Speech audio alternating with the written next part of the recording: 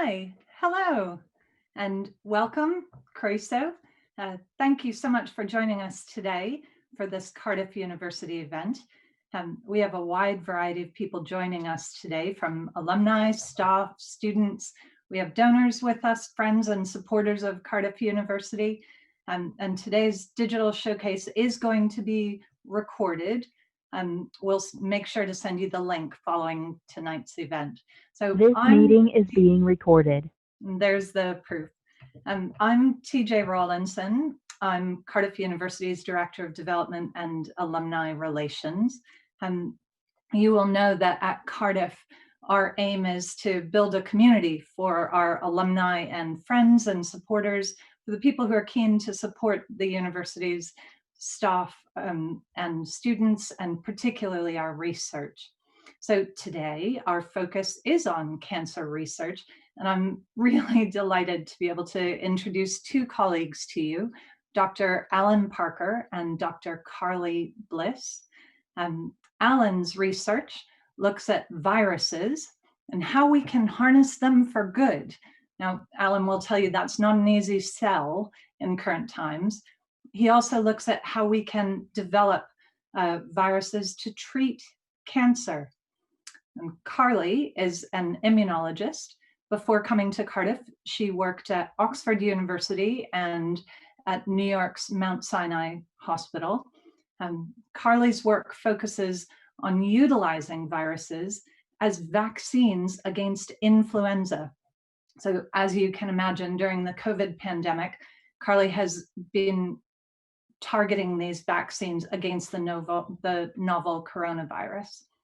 So for you, our audience, if you have questions as Alan and Carly do their presentations, please enter them in the Q&A box at the bottom of your screen.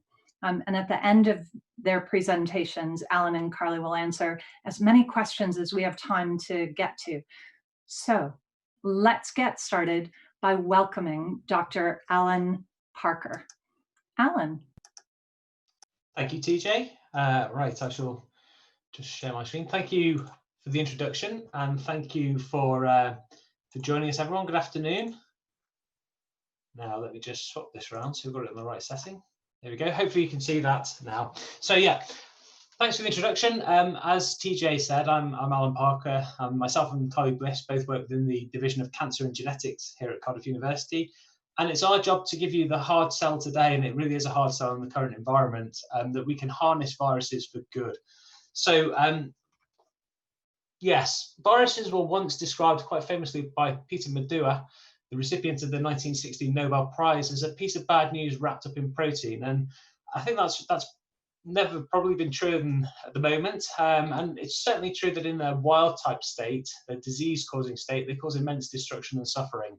And there's no doubt that they cause significant morbidity and mortality. And even before what's happened in 2020 in the global pandemic we're currently living through, we'd almost become used to, sporadic outbreaks of scenes like this with Ebola virus due to consumption of bushmeat in parts of Africa. And of course, a few years ago, we had the Zika virus outbreak in Latin America, causing congenital abnormalities in newly born children. So we always knew that the viruses were the bad guys, I guess. And then, well, unless you've been living in a bunker of some sort for the last 4 months, you'll be aware of what's been going on around the whole world in this global pandemic we're currently living through. Now, these numbers that you see here were, I mean, they're out of date before you've put them up there. These were Friday's statistics. We're now over 15 million cases and well in excess of 600,000 deaths. So we're living through the middle of a really global pandemic now. So there's probably never been a better time, or never been a worse time, in fact, to tell you that viruses can be good for you. And it's absolutely true that viruses have a bad press, and in their wild type in their wild type condition, they do cause immense damage. But if we can train them properly, they can be forces for good, and we can use them for therapeutic purposes. And the analogy I like to use is that of the dog. So if you think about the wild type virus as being the wild type dog, the wolf, well, we know that that's a dangerous beast. We know that if you come across it in its wild type state, you're likely to become a bit of a cropper. But with lots of work and domestication, we've learned to tame the virus. We've tamed the wild type dog into the domestic pet. That is the equivalent of our viral vector. We've learned how to control this beast. We've learned how to take it into our homes and look after it, just as we take the viral vector into the labs.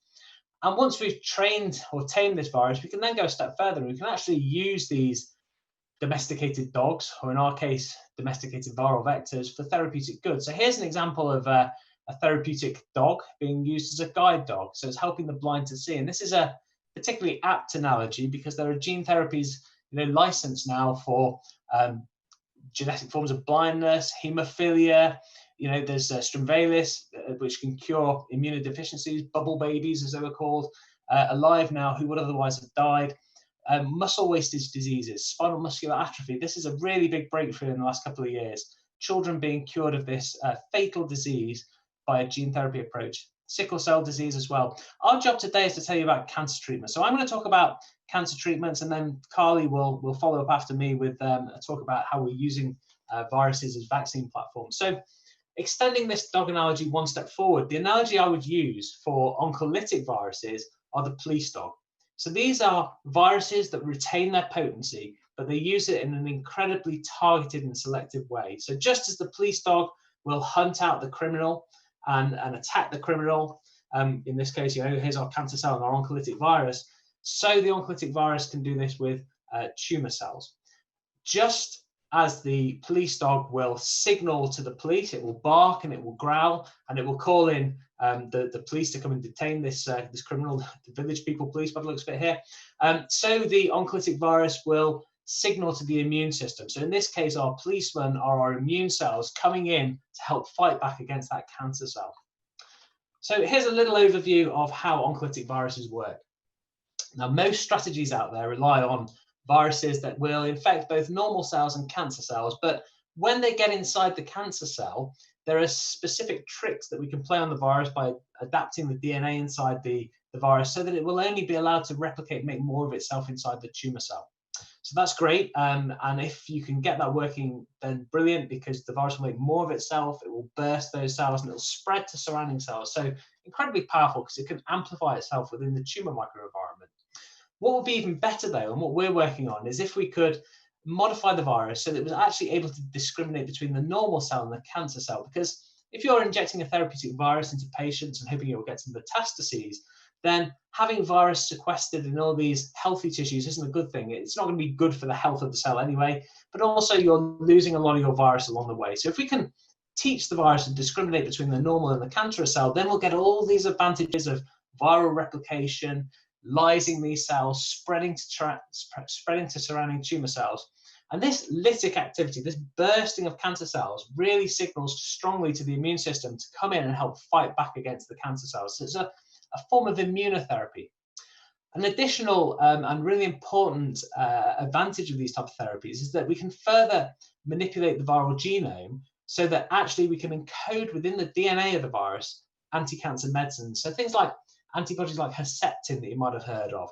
These can be produced as a byproduct of infection. So as well as killing the cells through bursting, the immunotherapy effects that has, stimulating the immune system to come in, we can also turn the cancer into a factory making drugs for its own destruction.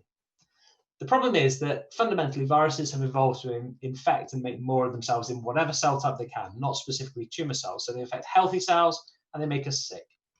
So our job, and we're particularly interested in this virus called the adenovirus, of which there are many different types. I've written 57 here, but this is likely an underestimate. It's actually probably closer to 100. They tend to cause non-fatal conditions. Unless you're immunosuppressed, you're not going to be too adversely affected by an infection by this virus in its wild type state.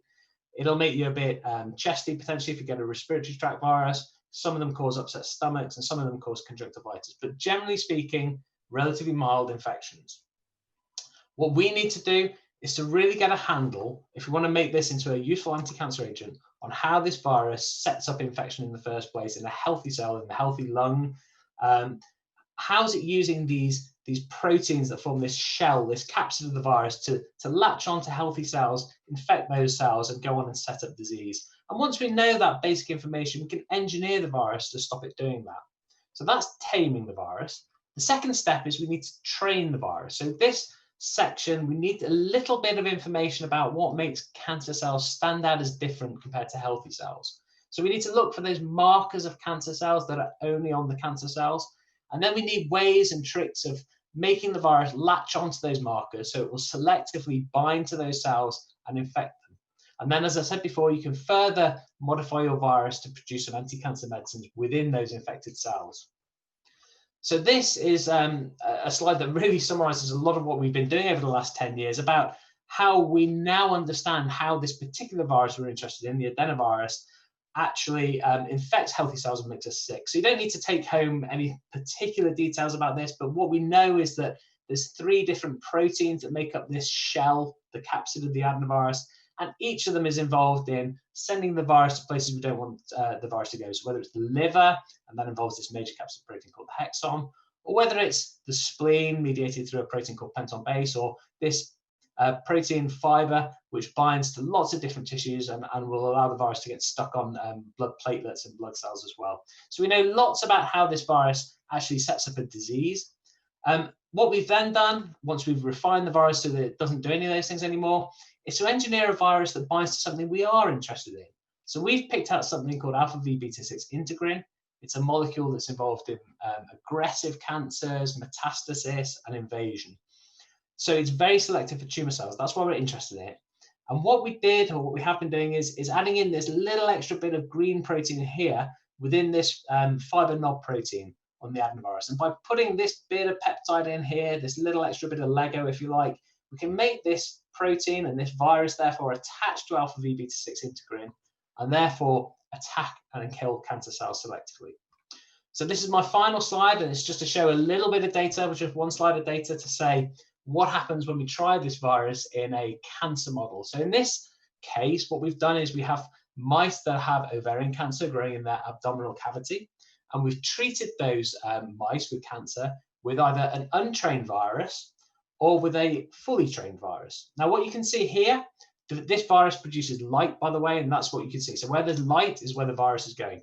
What you can see here is when you inject this virus into the abdominal cavity of all these mice here, which have been treated with the wild type virus, the virus essentially spreads everywhere. Yes, in the tumor tissue, but also in all the surrounding tissues, and it's completely indiscriminate. Whereas our police dog, our refined and trained tumor selective virus, only homes in on these tumor deposits. Okay, so the virus is going very selectively and very efficiently to these tumors. And what does that mean? Well, what that means is that when you use this very refined virus that's selective for the cancer cells, all those mice actually survive to the end of the experiment and are tumor-free. Whereas if we use our completely indiscriminate virus, actually you do get a little extension compared to untreated mice, but it's not very substantial, sort of increasing survival from about 40 days to about 60 days. So actually, we can be very confident that this is an extremely tumor selective virus. So that's my final slide there. And just as I transition and stop sharing and allow Carly to share her screen, I'll also mention that we also do work on using these adenoviruses as cancer vaccines. So we take those antigens and place them within the adenovirus and use that to train the immune system to help fight back against cancer. So Carly's been building on some of that work by taking that up in terms of coronavirus vaccines. Thanks, Carly. Thank you very much, Alan.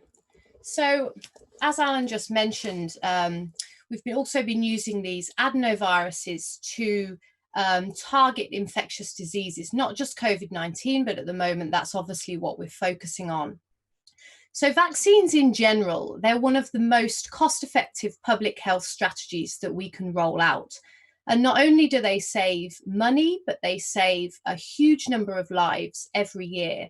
And if we look in the case study of smallpox, which was eradicated in the 1970s, it's estimated that over 200 million lives have been saved through vaccination against that disease alone.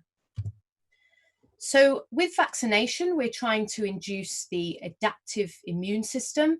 And as Alan has already mentioned, T cells make up a component of that immune system, and those cells can kill infected or cancerous cells.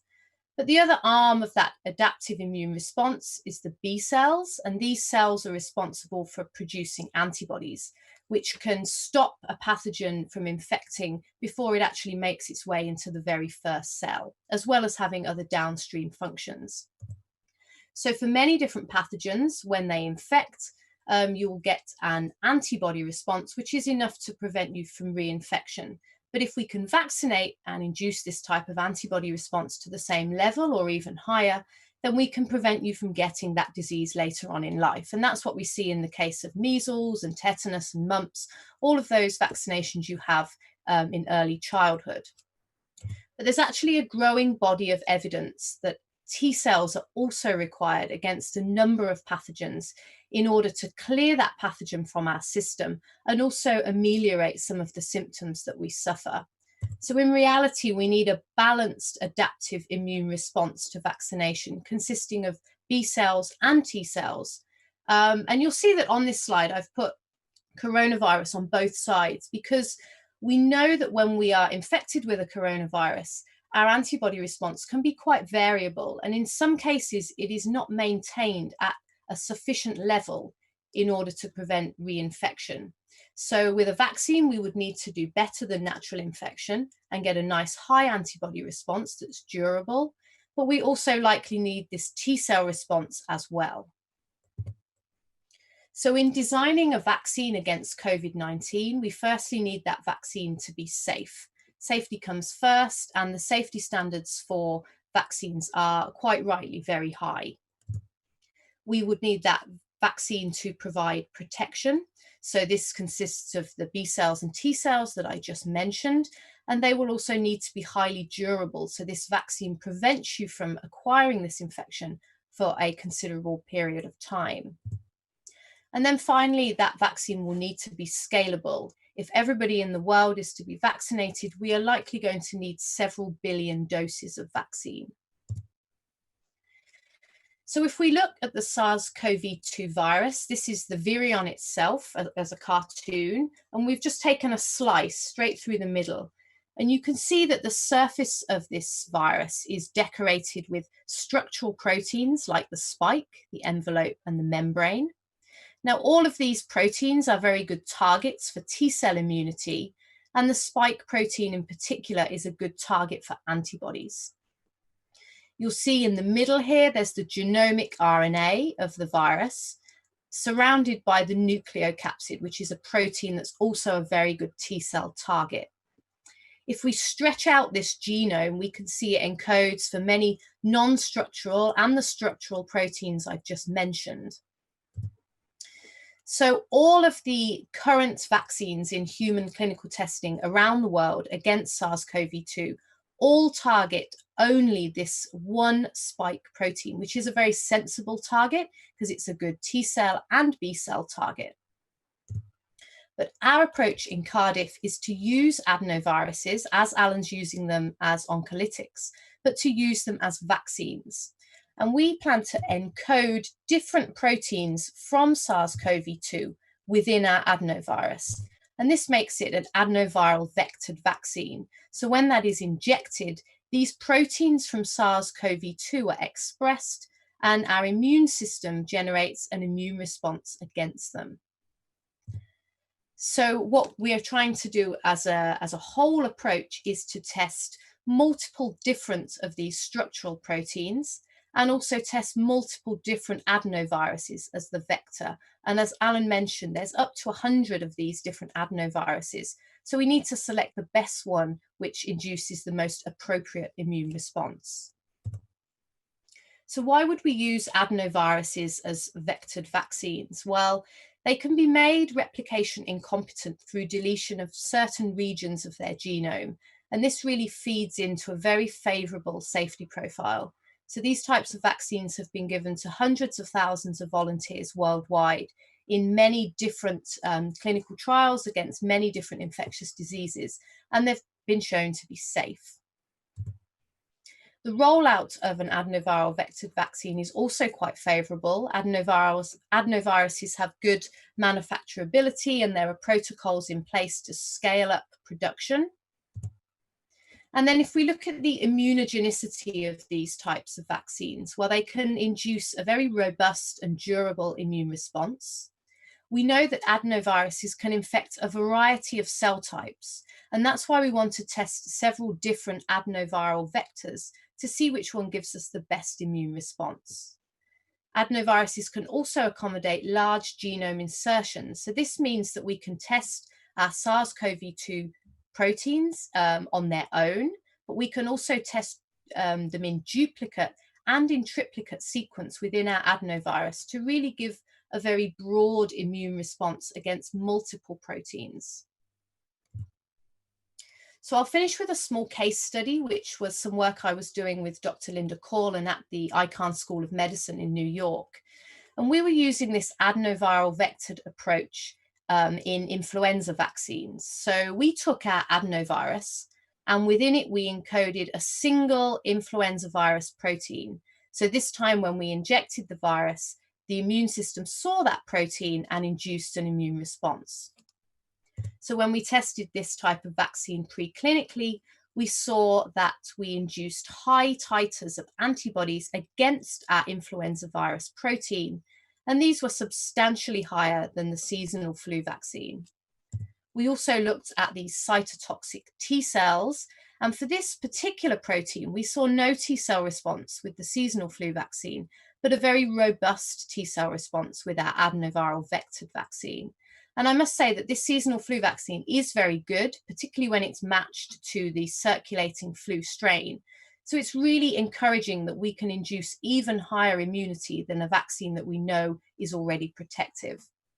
And also this acts as a really good proof of concept study to turning this type of vaccination platform towards COVID-19. So a vaccine will be essential in the control of the current pandemic virus. Adenoviral vectored vaccines really tick many of the boxes that we need from a vaccine in this pandemic setting. Our approach to a SARS-CoV-2 vaccine is really multifaceted in that we plan to test multiple different coronavirus proteins in multiple different adenoviral vectors. And by testing all of these, we hope to identify potential vaccine candidates that we can take forwards into clinical testing. So both Alan and I wish to acknowledge several people in this work. It's hugely collaborative, people up and down the UK that have contributed and across the world. So we will thank them, and they're listed on this slide. Also, more importantly, our funders are listed.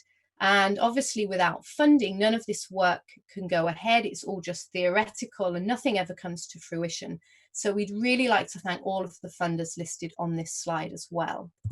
And we'd like to thank you for listening, and Dr. Alan Parker and I will now take questions. Thank you very much. Well, thank you so much, Carly, and thank you, Alan. This is a really fascinating area of research. It's one that offers hope to people who have been affected by cancer, or who know people who have been affected by cancer. And it also offers some hope for those of us who are worried about the COVID pandemic, which I think is everybody. I love the idea of wild types of viruses being tamed and trained. And I've learned something new about adenoviral vectored vaccines. So we're going to try to answer a few questions now. I'll share as many as I can. And I'll start with a question about whether the therapies that you are developing, will they work alongside other treatments? And Alan, this is for you on cancer, alongside other treatments like immunotherapy, chemotherapy, radiation. And are there any side effects for patients? Yeah, so that's a great question, actually. I think one of the key things actually is how well these things can potentially synergize with other treatments. So there's no doubt that combination therapies are going to be more effective than monotherapies. And I think actually you need those combination therapies. I think from the point of view of virotherapies, the most exciting combination is with immunotherapies, because I sort of mentioned there in my talk that the presence of a virus sitting there in the tumor stimulates the immune system to come in and help fight back against the tumor. Now, if you can use immunotherapies at the same time to make sure that you're getting the right type of anti-tumor immunity, they're effector T cells, as we call them, they're going to come in and they're going to fight back against the cancer, then you can get a really exciting results with that. And there's increasing number of clinical studies now showing that combinations of virotherapies and immunotherapies are going to be very powerful moving forwards. So I think that's a really exciting area, actually. Yeah. It does sound exciting. How long, several people have asked how long until these kind of treatments will be available? So there are experimental trials at the moment of oncolytic viruses already, not my own particular work that I've been doing. There's one licensed therapy called TVEC, which is a modified herpes virus, which is already licensed for malignant melanoma. So it's a direct intratumoral injection. The work that we're doing, I mean, I'm biased, obviously, but I think we have a much better vector system than others out there. We're not at the clinic yet, but we are. Actually, do you know, one thing that lockdown has forced me to do, and there's been a real benefit, is to actually push that side of things forward. Because we're academics, we go in the lab, we run our groups, we tinker around with viruses and we do these things, but we're not trained to go out there and work out how to GMP produce a virus ready for the clinic and how to get the money for that. But actually in the last few months, I've spent some time speaking to investments, people who are involved in investment, how to get that made, the regulators, how to organize a trial. And actually, I think that is one of the biggest benefits I've had from the last few months, is actually being able to push forward that. So previously I would have said, I think we can do it in 5 years. That's the stock answer. I'm actually going to bring that down now to within the next 2 to 3 years. I hope we'll be in the clinical trial. So, Alan, you've led me to helpfully a question that we had before we began from someone called Vincent. And Carly, I wonder if you could comment about collaboration with other researchers, whether that's in the UK or globally. Sure. Yeah. So academia in the usual environment is very collaborative, and whether that's just from chatting to colleagues or former colleagues about specific assays or how to set something up and just sharing knowledge informally, or whether it's formal collaborations where you share funding and share different components of a project, depending on where your specialisms lie. But I think during the pandemic, people have really pulled together and gone several steps further on this. So there's examples of that in when scientists publish, we tend to send the papers out for peer review, and there's a delay process from you finishing your work to actually having it published. But it's very popular at the moment to put that work out on preprint so that scientists all around the world can see what you've been working on coronavirus, and see what's worked, see what's not worked, see what approaches you're trying, what methods you're using. And that's available to see even before it's formally published, which has been brilliant. So yeah, there's a lot of collaboration going on both within the UK and globally. Carly, you've teed up the next question really nicely as well. We've had a question from Samantha about communicating vaccine information and a kind of concern that there's misinformation out in the broad landscape about vaccines, whether they're dangerous, whether they're safe. How can you, as scientists now, not medical doctors, but scientists, take your learnings and help inform a global population that's bombarded by information, and make sure that what you know as scientists is communicated effectively? Yeah, so I think this is a really important topic, and is something that the major social media platforms are really trying to tackle as well, because obviously as scientists we study these diseases, these vaccines, for a number of years, and it is quite frustrating when misinformation can be so easily disseminated. So it's great that the likes of Twitter and Facebook are trying to get a bit of a handle on this. But as scientists, I think it's really important for us to do public outreach, to do seminars like this where we talk very openly about our research. And I don't think we should try and hide anything. If say a vaccine is not working, that's not a failure. We should be open about that and show what we have learned about that. So I think one of the main things we can do as scientists working in academia or in industry is to be very open about the work we do, because I think if you try and hide behind any kind of misinformation, you come across as being false and unbelievable. So yeah, I think being very open and doing public outreach like this is really important. That's tremendous. Thank you. I guess we're getting close to being out of time. I'm going to try one more question. This is for both of you about what makes Cardiff's research unique. Shall I go first, Alan? Sure, yeah. So I think in the in the vaccine setting for COVID or whatever infectious disease vaccine we're looking at. Our research with the adenoviruses is so unique. Alan has a whole freezer full of adenoviruses which have never been used for vaccinology before. He's been using them as oncolytics and virotherapies, but coming in as a new scientist and collaborating with Alan and knowing that there's something there that's completely novel. All of those vectors he's worked on for a number of years, they're completely new and they're all there to be tested, and there could be some fantastic vaccine candidates in there. So I find that really exciting. That's very kind. That's kind of answering my part of the question for me, Oscar. I will throw it the other way, actually, and say, well, do you know what? We are so blessed in Cardiff to have some really tremendous immunologists, not just Carly, but the likes of Allwn, Andy Godkin, Andy Saul. There's so many experts here that when you get someone like me who comes along and doesn't really know what they're doing in terms of immunology, and I just tinker around with the viruses, to have someone there to put you on the straight to tell you what we should be putting into viruses and doing all the really clever stuff, setting up the models. There's a real collaborative spirit about doing that. The other thing that's great about Wales is, generally in Wales, but also in Cardiff, obviously as well, is, we're big enough to be important, but we're small enough that everyone collaborates together. And it's really nice when you have some good news that the charities that fund your work, they want to talk about it, they want to make a fuss about it. You can speak to politicians because we're quite a small country, and you can actually go to the Senate and speak to people and influence things a little bit. It's really quite incredible compared to a big country like England, where you have such a hugely bigger population. You don't get those opportunities to chat with the funders and chat with the politicians quite so much. So it is unique from that point of view, absolutely. Well, thank you both. Alan, Carly, is there anything else that either of you want to share with the audience before we finish up? So I think I'd just echo what Carly said in the sort of acknowledgement slides about how important the funding is, and we really couldn't be doing this research without the help of kind donations and the charities that fund our research, and we really are grateful for that. Yeah, and for me, just thank you everybody for listening, and thank you for the organisers for inviting us to both speak about our research. It's been really great, and I hope that the people listening have found something of interest. Well, we've absolutely loved hearing from you, Alan and Carly, and we have had a number of wonderful questions, not quite enough time to discuss all of them. If we didn't get a chance to answer your question live, we will be following up with you personally.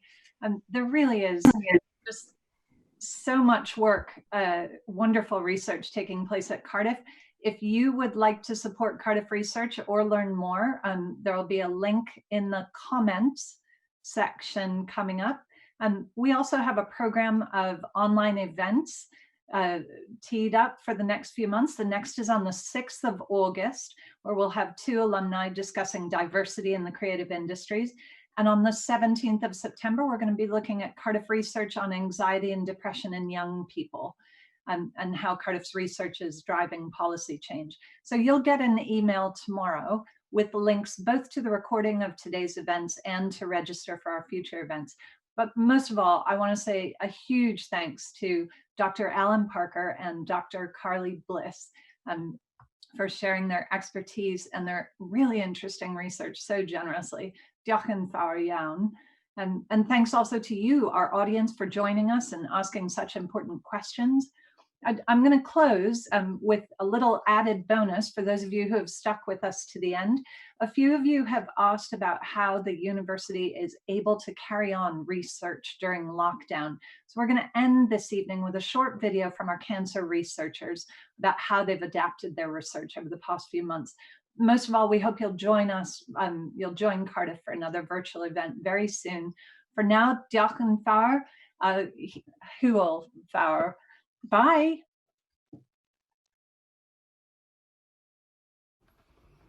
I'm Professor Allwn and I'm the theme lead for cancer research at the College of Life Sciences, Cardiff University. You're about to hear some short clips from researchers at the School of Medicine. The intention of these is to show you that despite the challenges posed by COVID-19, cancer research has been ongoing. Hi everyone, I'm Lorenzo, a first-year PhD student at Cardiff University, and during lockdown I've been very busy summarizing research about a protein called LAG3, which we aim to study as a novel target for cancer immunotherapies. I've also been developing my bioinformatics skills so that I'm better equipped to analyze my own data and the data of other members in our lab. And I've been working with a team of game designers to develop a cancer immunology-focused game that we can use as a teaching tool to portray across how we aim to manipulate the immune system to improve outcomes in cancer patients. So overall, I've been very busy.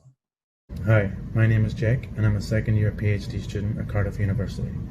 During lockdown, I've managed to write a chapter of my PhD thesis and get quite a bit of data analysis done. I've also been fortunate enough to be granted essential worker access, enabling me to continue the development of a therapeutic cancer vaccine, which is the primary focus of my PhD. I've also been researching novel and exciting models of colorectal cancer to better understand the mechanisms underlying this disease. Hi, my name is Alicia. I'm a first-year PhD student at Cardiff University, and during this lockdown, I've been analyzing all the data obtained during this past year, but also as the project I'm involved in consists to develop a new virus able not only to kill cancer cells, but also to reactivate the immune system, so it would also be able to kill those cancer cells. I've been planning new experiments, not only to prove the potency as a new therapy, but also to improve it. So yeah, I've been kind of busy these days. Hi everybody, I'm Rebecca, a postdoctoral researcher in the Parker Lab at Cardiff University.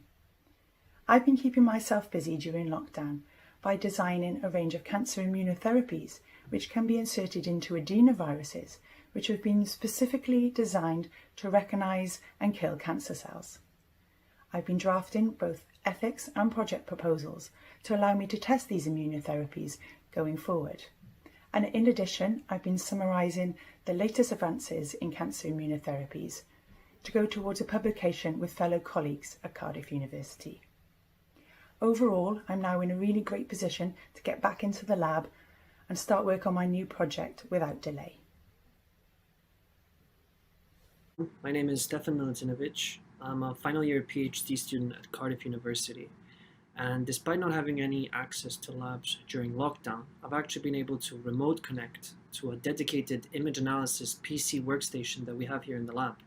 And effectively what this has allowed me to do is to analyze all the data sets that I have so far acquired during my PhD. So I've been able to now assess the impact of several immunotherapeutic strategies for altering the tumor vasculature in an effort to boost effective anti-tumor immune responses. In addition, I've also been very fortunate to receive a training grant for a 6-month-long bioinformatics course run by UCL called SISMIC. And I've already started this course. I'm now almost halfway through it, and it will no doubt build my quantitative skills as a scientist, but I'm sure that a lot of the new knowledge gained will be directly applicable to many biological questions that we would like to answer in our lab. Hi, I'm Sarah, a postdoctoral researcher at Cardiff University. Throughout lockdown, I've continued to work on a project where we manipulate the immune response to try and control cancer. Specifically, I used an inhibitor of a protein that immune cells use for signalling called PI3 kinase delta, and look at the effect this has on tumour control. I've also been busy finishing and publishing another paper where I've depleted an immune cell subset called regulatory T cells and looked at the effect this has on primary breast cancer and its associated metastatic nodules. As a lab group, we've worked together to write a book chapter that discusses the methodology that we have here in Cardiff and how this can be used by other lab groups around the world to further cancer research.